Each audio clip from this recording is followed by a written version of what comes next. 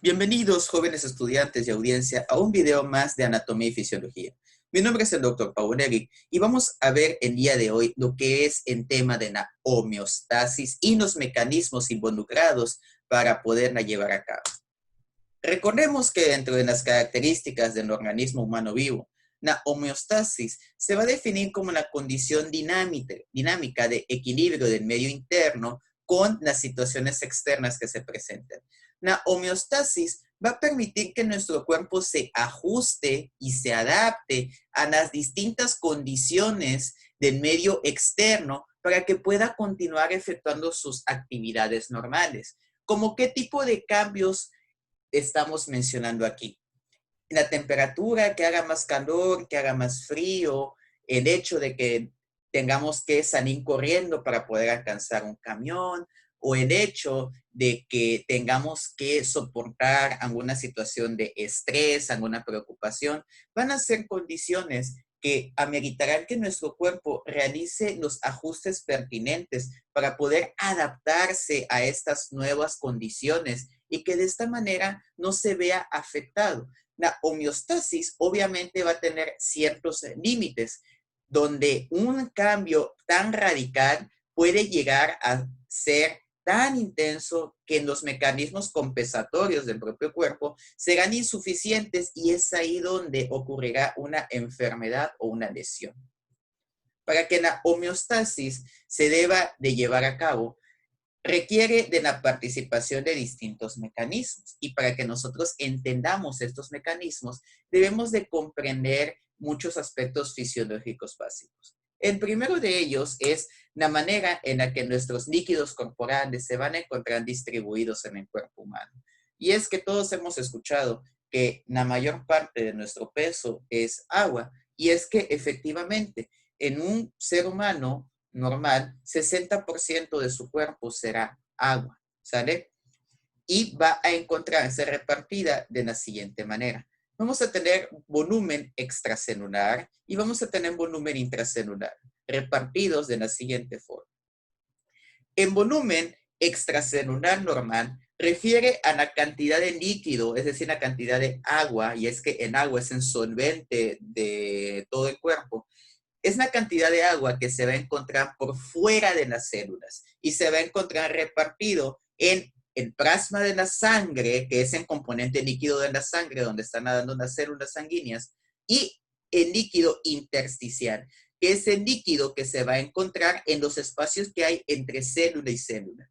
El plasma que se encuentra en la sangre va a conformar únicamente el 5% de la totalidad del agua que tenemos. Es decir, en un varón de 70 kilos, en plasma equivaldría a 3.5 litros de sangre, ¿sale? Mientras que el líquido intersticial va a equivaler al 15% del peso corporal, lo que traducido sería a un varón de 70 kilos, nuevamente, 10 litros y medio de agua que se encuentra entre célula y célula, ¿sale? Ahora bien, la mayor parte del líquido la vamos a encontrar en el interior de nuestras células y por ello es en volumen intracelular, que de aquí equivalerán 40% de nuestro peso. Es decir, si nosotros pesamos 70 kilos, 28 kilos de este peso van a equivaler a pura agua que se encuentra en el interior de nuestras células, ¿sale? Como pueden ver, esa es una cantidad de líquido impresionante. La suma de todo esto nos va a dar 42 litros, lo que equivale al 60% del peso corporal. Así que como se pueden dar cuenta, el plasma de la sangre de todos los líquidos corporales, pues resulta que es el que se encuentra en menor cantidad. ¿Sale? Contrario a lo que nosotros pudiéramos llegar a pensar, ¿sale?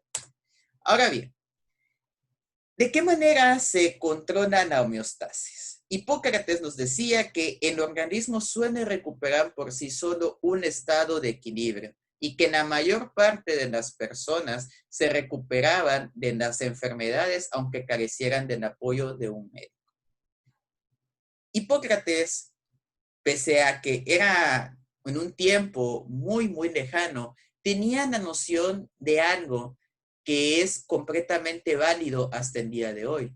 los mecanismos de homeostasis ayudan muchísimo a la adaptación del individuo en cuanto a situaciones de enfermedad, al grado que la mayoría de las enfermedades se resuelven por sí solas sin la participación o la intervención de medidas terapéuticas específicas. Es decir, sin necesidad de ir con un médico, muchos de nuestros problemas de salud se podrán solucionar cuando se trata de problemas leves que llegan a ser solventados por los mecanismos de adaptación corporales. ¿Sale?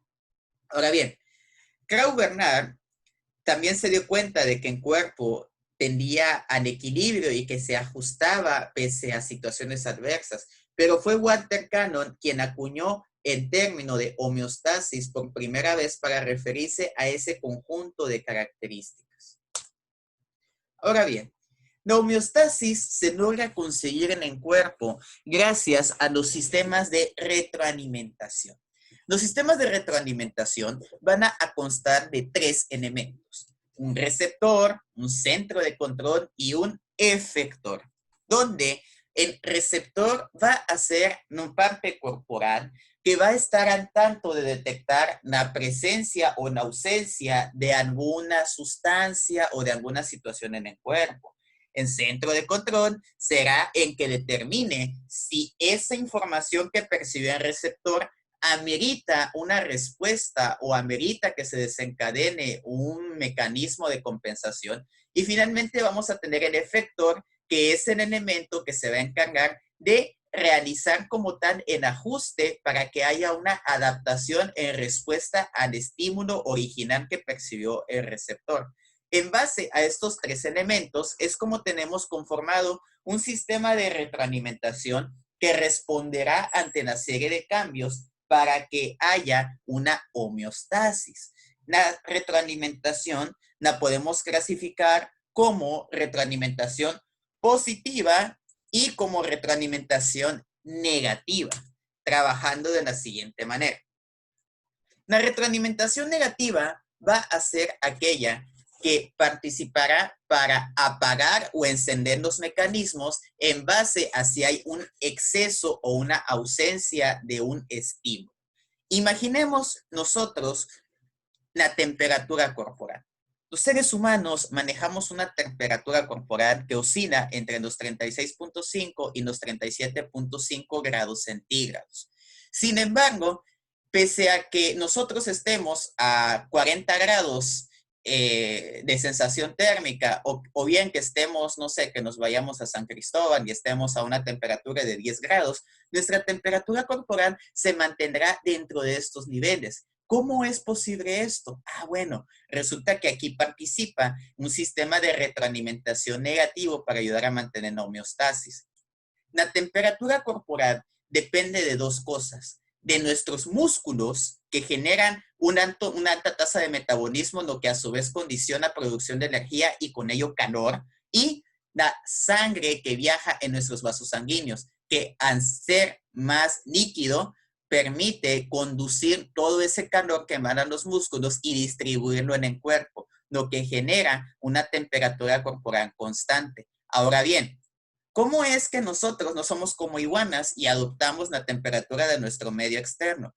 Resulta que cuando la temperatura se comienza a elevar, el receptor percibe que la temperatura está subiendo y entonces va a actuar en centro de regulación, que en este caso será nuestro sistema nervioso, en que va a decir, ¿sabes qué? Estamos detectando mucho calor, como bien me informó mi receptor, y esto implica que vamos a tener que desencadenar un mecanismo de homeostasis. En este caso, el sistema nervioso le va a decir al músculo liso que se encuentra en los vasos sanguíneos que haga algo que se conoce como vasodilatación. La vasodilatación es que nuestros vasos sanguíneos aumentan su diámetro, de tal manera que al aumentar el diámetro, imagínense una manguera que aumenta su grosor.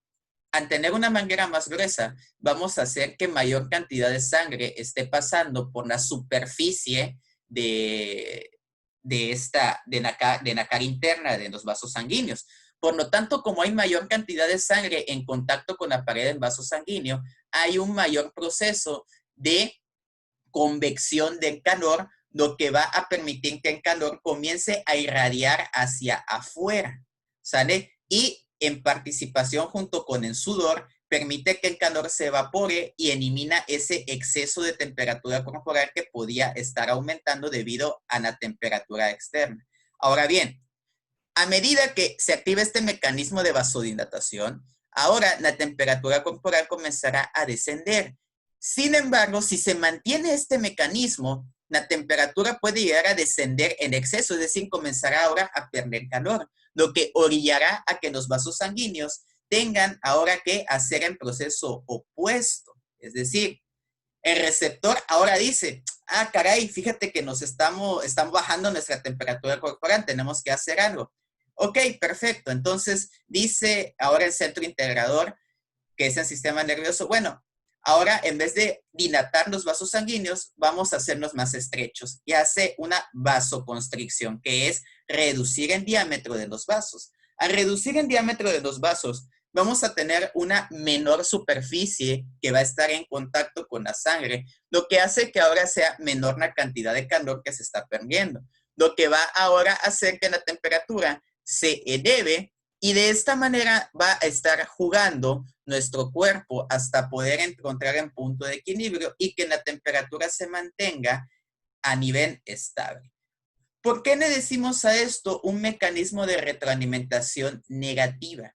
Es negativo porque cuando el estímulo alcanza cierto punto, va a tomar medidas para hacer que regrese a la normalidad y así sucesivamente. Vamos a poner como ejemplo más cotidiano un aire acondicionado. Los aires acondicionados van a contar con un mecanismo de temperatura. Si yo tengo mi aire acondicionado y lo pongo a 20 grados centígrados, el aire acondicionado va a percibir a través de un termómetro que tiene integrado en qué momento llega a los 20 grados. Y cuando alcance los 20 grados se va a apagar momentáneamente. Es decir, va a dejar de aventar aire frío y únicamente va a estar aventando un poquito de aire tipo ventilador. Y cuando el termómetro del aire acondicionado detecte que ahora la temperatura empieza a aumentar por encima de los 20 grados, va a empezar a aventar aire frío nuevamente. Eso es una retroalimentación negativa. Es decir, cuando se alcanza el nivel deseado, se suspende el estímulo, lo está negando para que de esta manera se mantenga un equilibrio, ¿sale? Algo similar va a ser la temperatura corporal cuando se regula. Si está muy por encima, hace una vasodilatación y si está muy por debajo, cancela la vasodilatación y ahora hace una vasoconstricción y así sucesivamente. Vamos a tener ahora lo que es el sistema de retroalimentación positiva. La retroalimentación positiva va a hacer que un estímulo produzca una serie de cambios que hagan que el estímulo original se haga todavía más fuerte y así sucesivamente. Es un círculo vicioso. Por lo general, la mayor parte de las retroalimentaciones positivas van a causar enfermedades. Sin embargo, uno de los pocos ejemplos de una retroalimentación positiva fisiológica la vamos a tener durante el mecanismo del trabajo de parto. Y es que cuando una mujer se encuentra a punto de dar a luz, el producto va a comenzar con su cabeza a presionar la porción del cuello del útero. La compresión que genera la cabeza con el cuello uterino va a tener contacto con los receptores y estos receptores mandarán los impulsos al centro integrador, que es el sistema nervioso. El sistema nervioso, en respuesta, va a liberar una hormona que se conoce como oxitocina, la cual va a ser efectora para hacer que ahora el útero se contraiga. Como el útero se contrae, ahora en la cabeza del feto presiona con más ganas en cuello uterino, presionando con más ganas, el sistema nervioso libera más oxitocina, se libera más oxitocina y las contracciones aumentan todavía más y la cabeza del feto se mueve con más ganas, esto aumenta más presión y así, si se dan cuenta, creamos un círculo vicioso, ¿sale? A diferencia de la retroalimentación negativa, donde una retroalimentación negativa haría que si el feto está presionando muy fuerte con la cabeza, haría que liberara una sustancia que impediría que el feto lo siguiera haciendo. Sin en cambio, acá como es positiva, la respuesta al estímulo hace que el estímulo se haga mayor y así sucesivamente. ¿Con qué finalidad? En este caso, con la finalidad que el útero se contraiga tan intenso que haga que el bebé finalmente atraviese el canal de parto y que haya en proceso de nacimiento. ¿Sale? Y de esta manera, jóvenes, llegamos al final de nuestra clase del día de hoy. Espero que les haya gustado este video, que le hayan entendido y nos vemos en el siguiente. Hasta la próxima.